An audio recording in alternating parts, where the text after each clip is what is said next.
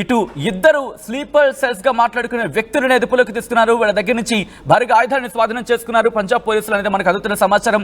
ఏం జరుగుతోంది, ఇంకా ఎలా అడుగులు వేసే అవకాశం కనిపిస్తోంది కేంద్ర బలగాలు కావచ్చు లేకపోతే కేంద్ర ప్రభుత్వం? ఎగ్జాక్ట్లీ ఈ మధ్య కాలంలోనే ఉద్రిక్త పరిస్థితులు పెరుగుతా ఉన్నాయి. అన్నిటికంటే ముఖ్యంగా భారత ప్రభుత్వం ఊహించిందే జరుగుతున్నట్టుగా కనిపిస్తా ఉంది. ఆల్రెడీ భారత్ లో ఎన్నో సంవత్సరాల నుంచి పూనుకొని ఉన్నటువంటి స్లీపర్ సెల్స్ ని యాక్టివ్ చేసే ప్రయత్నం పాకిస్తాన్ చేస్తున్నట్టుగా చాలా స్పష్టంగా కనిపిస్తా ఉంది. దాంట్లో భాగంగానే ఇప్పుడున్నటువంటి కొద్ది మంది ద్వారా ఇక్కడ మళ్ళీ ఏదైనా అలజడి సృష్టించాలనేటువంటి ఆలోచన పాకిస్తాన్ ఐఎస్ఐ చేస్తున్నట్టుగా చాలా స్పష్టంగా ఉంది. అందులో భాగంగానే పంజాబ్ లో పట్టుబడ్డారు. పలువురికి సంబంధించినటువంటి పక్కా సమాచారం రావడంతో ఆర్మీ సమాచారం సేకరించి అక్కడ స్థానిక పోలీసులకు ఇవ్వడంతో వారు ఐఈడి బాంబులని, తర్వాత హ్యాండ్ గ్రెనేడ్ అని, ఇంకా కొన్ని బాంబులని, విస్ఫోటనం చేసేటువంటి బాంబులని కనుగొన్నారు.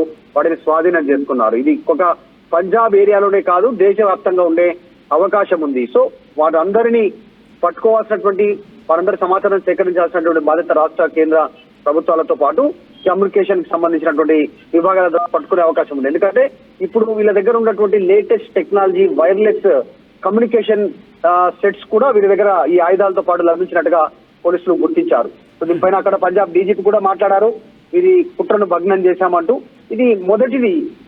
ఇంకా ఇలాంటివి చాలా చూసే అవకాశం ఉంటుంది. యుద్ధం జరిగేలోపు చాలా మంది స్లీపర్ సెల్స్ వివిధ రాష్ట్రాల్లో, పంజాబ్, కాశ్మీర్, పశ్చిమ బెంగాల్, ఇలా పలు రాష్ట్రాల్లో ఉన్నటువంటి వాళ్ళ స్లీపర్ సెల్స్ మళ్ళీ యాక్టివ్ అయ్యే అవకాశం ఉంటుంది. కాబట్టి అప్రమత్తంగా ఉండాలి.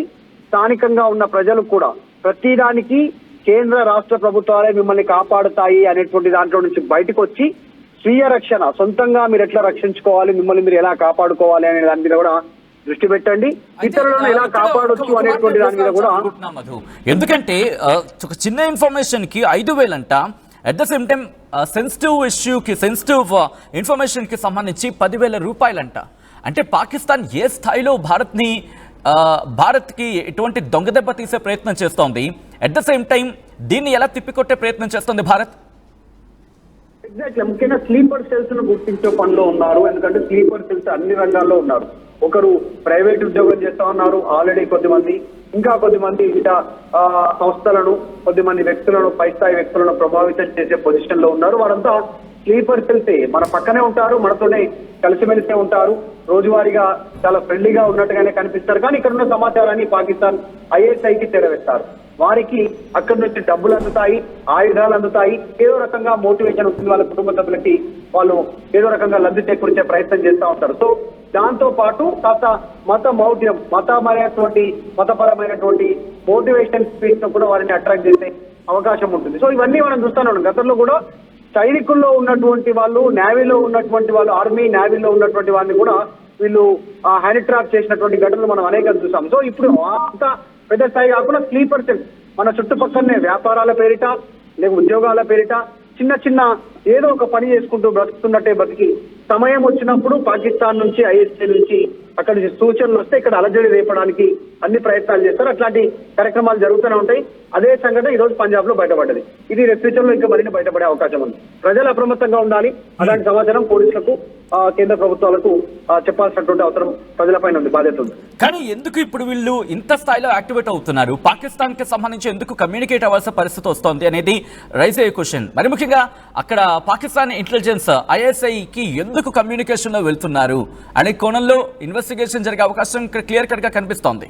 కానీ ఇక్కడ నా క్వశ్చన్ ఏంటంటే, ఇటువంటి వాళ్లకు సంబంధించి ఎటువంటి వ్యూహంతో వెళుతోంది? ఎందుకంటే ఇది కేవలం రాష్ట్ర ప్రభుత్వాలకు, కేంద్ర ప్రభుత్వాలకు ఇండివిజువల్ గా పరిమితం కాదు, ఆల్ టుగెదర్ వెళ్లాల్సిన అవసరం అయితే కనిపిస్తోంది. బట్ ఇప్పటికే కేంద్ర ప్రభుత్వం దేశ రక్షణ విషయం వెళ్తోంది కాబట్టి ఇటు రాష్ట్ర ప్రభుత్వాలు ఇప్పుడు ఎటువంటి సిచ్యువేషన్ ఉండే అవకాశం ఉంది, ఎలా ముందుకు వెళ్లే అవకాశం కనిపిస్తోంది? డైరెక్షన్స్ ఇచ్చిందా రాష్ట్ర ప్రభుత్వాలకి కేంద్రం ఆల్రెడీ చాలా క్లియర్ ఇండికేషన్స్ ఇచ్చాయి రాష్ట్ర ప్రభుత్వాలందరికీ కూడా. ఎందుకంటే పాకిస్తాన్ జాతీయులు ఉంటే గుర్తించి పంపమని చెప్పారు. తర్వాత స్లీపర్ సెల్స్ ఎవరున్నా వారి మీద కన్నేసి ఉంచమని చెప్పారు. వారి కదలికల పైన ఖచ్చితంగా కన్నేసి ఉంచమని చెప్పారు. ఇది దీంతోనే కాకుండా ఇంకా ఫ్యూచర్ లో ఎలాంటి ప్రమాదాలు జరగకుండా, అలజడి లేకుండా, ఇప్పుడు ఎందుకంటే కేవలం యుద్ధం పేరిట జరిగేటువంటి మిసైల్స్ అటాక్సే కాకుండా స్లీపర్ సెల్స్ ద్వారా కూడా నష్టం చేసేలాగా బాంబ్ బ్లాస్టర్ రూపంలో కావచ్చు, ఇలా నరమేధం రూపంలో కావచ్చు, కాల్పుల రూపంలో కావచ్చు ఇబ్బంది పెట్టే పరిస్థితులు ఉంటాయి సాధారణ ప్రజలు టార్గెట్ గా. కాబట్టి వారిని నిలువరించేలా ఇంటెలిజెన్స్ విభాగాలు, నిఘా విభాగాలు చాలా అలర్ట్ గా పనిచేయాలి, ముఖ్యంగా కేంద్రంతో కమ్యూనికేట్ అయి ఉండాలనేటువంటిది సూచనలు ఇచ్చింది కేంద్ర ప్రభుత్వం రాష్ట్ర ప్రభుత్వాలకు. సో అప్రమత్తంగానే ఉన్నారు. రేపు మాక్ డ్రిల్స్ కూడా నిర్వహిస్తా ఉన్నారు రాష్ట్ర వ్యాప్తంగా. అందులో విద్యార్థులను, యువకులను, మహిళలను అందరినీ ఇన్వాల్వ్ చేయాలనేటువంటి సూచన కూడా చేశారు. ముఖ్యంగా ఎక్కువ రద్దీ ప్రాంతాలు, జనావాస ప్రాంతాలు ఎక్కడున్నాయో వాటి టార్గెట్ గా రేపు ఫ్యూచర్ లో తర్వాత రక్షణ సంబంధించి పంజాబ్ పోలీసులు అసలు ఎలా వీళ్ళు ట్రాప్ అవుతున్నారు, ఎలా వీళ్ళని ట్రాప్ చేస్తున్నారనే అంశానికి సంబంధించి చిన్న ఆ బ్రీఫ్ పాయింట్ ఇచ్చే ప్రయత్నం చేశారు. నేను చెప్పే ప్రయత్నం చేశాను. ముందుగా ఇక్కడి నుంచి వీళ్ళ దగ్గర నుంచి లార్జ్ క్వాంటిటీలో వెపన్స్ ని, ఆర్డిఎక్స్ ని స్వాధీనం చేసుకున్నారు పోలీసులు అనేది వినిపిస్తున్నమాట. ఆ తర్వాత ఏం చెప్తున్నారంటే వీళ్ళకి ఇవన్నీ వీళ్ళ దగ్గర కలెక్ట్ చేసుకుంటే వీళ్ళ దగ్గర స్వాధీనం చేసుకునే క్రమంలో అసలు ఎలా జరుగుతుంది అనేది మాట్లాడే ప్రయత్నం చేసినప్పుడు ముందుగా వీళ్ళు హెరాయిన్కి సంబంధించి దాంట్లో సరిహద్దుల్లో ఈ హెరాయిన్ విషయంలో వీళ్ళు ఎంగేజ్ చేస్తారు. అక్కడ హెరాయిన్ విషయంలో అంటే మత్తు పదార్థాలు ఉంటాయి కదా, వాటిని పంపించే క్రమంలో వీళ్ళకి అలవాటు చేయడం జరుగుతుంది. అక్కడ వీళ్ళు నమ్మిన బంటులో ఉన్నారంటే కనుక అక్కడి నుంచి నెక్స్ట్ అడుగు వేయిస్తారు. అక్కడ వీళ్ళకి సంబంధించి మరికొన్ని కార్యక్రమాలకు వీళ్ళకి అప్పచెప్పడం జరుగుతుంది, మరికొన్ని టాస్క్ వీళ్ళకి అప్పచెప్పడం జరుగుతుంది. ఆ టాస్క్లో వీళ్ళు సక్సెస్ అయ్యారనుకుంటే కాస్త అమౌంట్ ఇస్తారు. కానీ ఈ టాస్క్లో వీళ్ళు పట్టుబడితే వీళ్ళ ప్రాణాలు పోతాయి. ఈ చాలా రిస్క్ టాస్క్లు ఉంటాయట. ఇక్కడి నుంచి అప్పుడు మెల్లమెల్లిగా అడుగులు వేస్తారు. ఎందుకంటే ఇప్పుడు మీరు చూడండి, వీళ్ళు పాకిస్తాన్ ఐఎస్ఏ వాళ్ళు అక్కడి నుంచి ఆపరేట్ చేస్తున్నారు సరిహద్దు అవతల నుంచి. కానీ లోపల ఉన్నది ఎవరు? సగటు భారతీయుడిని ఉపయోగించుకొని డబ్బులు ఎర చూపించి వీళ్ళ నుంచి ఈ మాదక ద్రవ్యాలకు సంబంధించి ముందుగా చేయిస్తారు. అప్పుడు 10వ పరక ఇచ్చేస్తారు. ఒక దొరకడు అనుకోండి, పోయేది వీడే కదా, వీళ్ళు కాదు కదా, పాకిస్తాన్ కాదు కదా. సో ఇక్కడ ఓకే వీడు సక్సెస్ అయ్యాడు దీని మీద అనుకుంటే నెక్స్ట్ ఇంకొక టాస్క్ అప్ చెప్తారు. ఆ చిన్న టాస్క్ వీడు ఫినిష్ చేస్తే ఇంకాస్త అమౌంట్ ఇస్తారు. ఈ టాస్క్ ఫినిష్ అయిన తర్వాత ఓకే నమ్మిన బంట అనుకుంటే అప్పటి నుంచి ఇలా ఒక విధంగా చెప్పంటే స్టెప్ బై స్టెప్ వీళ్ళకి అక్కడ వాళ్ళని ఇరికించడం జరుగుతోంది. గుర్తుపెట్టుకోండి, మీరు ఇరుక్కుంటున్నారు తప్ప మిమ్మల్ని వాళ్ళని కాపాడట్లేదు. గుర్తుపెట్టుకోండి, మీకు ఇస్తోంది డబ్బులు ఎక్కడివి? భారత్ డబ్బులు కాదా అవి? వాళ్ళు ఎక్కడి నుంచి తీసుకొస్తున్నారు? ఎలాగోలాగా మీ డబ్బులు మీకే ఇస్తున్నారు. ఇంకొకటి గుర్తుపెట్టుకోండి, స్లీపర్ సెల్స్గా ఎవరైనా ఆ ఆలోచన సరే విరమించుకునే ప్రయత్నం చేసుకోండి. ఎందుకంటే దొరికారనుకోండి మీ బతుకు బుగ్గిపాలి, జీవితంలో మగ్గాల్సిందే. ఇన్ఫాక్ట్ జీవితాంతం జైల్లో మగ్గాల్సిందే. వాళ్ళు మీకు మహా అయితే ఎంతవరకు ఇస్తారు? ఇంకో విషయం గుర్తుపెట్టుకోండి, మీరు అనుకుంటారు వాళ్ళు ఏం చెప్తారంటే సాధారణంగా ఈ యాప్లోనూ ఆ యాప్లోనూ ఇన్ఫర్మేషన్ షేర్ చేయండి అని చెప్పి.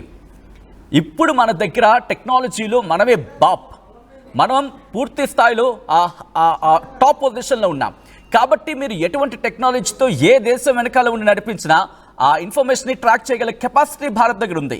ఇన్ఫర్మేషన్ అండ్ టెక్నాలజీకి సంబంధించి భారత్ను ఆశ్రయిస్తున్న ప్రపంచ దేశాలంటే గుర్తుపెట్టుకోండి. సో ఈ నేపథ్యంలో మీరు ఎటువంటి కమ్యూనికేషన్ ఇచ్చినా దొరికిపోతారు. కాబట్టి 1-2 లక్షలు ఆశ చూపించారు అని చెప్పి మీరు వెళితే దొరికిపోవడం ఖాయం. ఇలా వెళ్తున్న పరిస్థితి. సో ఇప్పుడు ఇలాగ చేసి వీళ్ళు దొరికిపోయారు. మా ప్రశ్న మధు దగ్గరికి వెళ్ళే ప్రయత్నం చేస్తున్నాను. మధు, ఇలా చిన్న ఇష్యూస్కి సంబంధించి ఆశ చూపించి ఇబ్బంది పెట్టి ఆ తర్వాత వీళ్ళే బలైపోతున్నారు. సో వీళ్ళు దేశానికి ద్రోహం చేయడమే కాదు, వీళ్ళు కూడా ద్రోహం చేసుకుంటున్న పరిస్థితి ఉంది.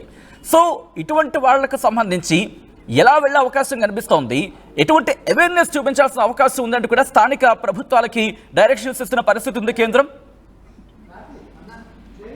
ఎగ్జాక్ట్, అంటే ఇక్కడ ఉన్నటువంటి స్థానికంగా ఇప్పుడు మొన్న పిఓకే సంబంధించినటువంటి ఏరియాలో దాదాపు ఒక 10,000కి సంబంధించినటువంటి మదర్సాలు, 1000కి పైగా మదర్సాలు క్లోజ్ చేశారు అనేటువంటి మాట విన్నాము. సో ఇట్లాంటి ట్రైనింగ్ సెంటర్లలో వీళ్ళందరికీ మోటివేషన్ చేయడం, మతం పేరిట వారందరినీ ఉగ్రవాదం వైపు మళ్ళీ ఇలా కార్యక్రమాలు చేస్తా ఉన్నాయి.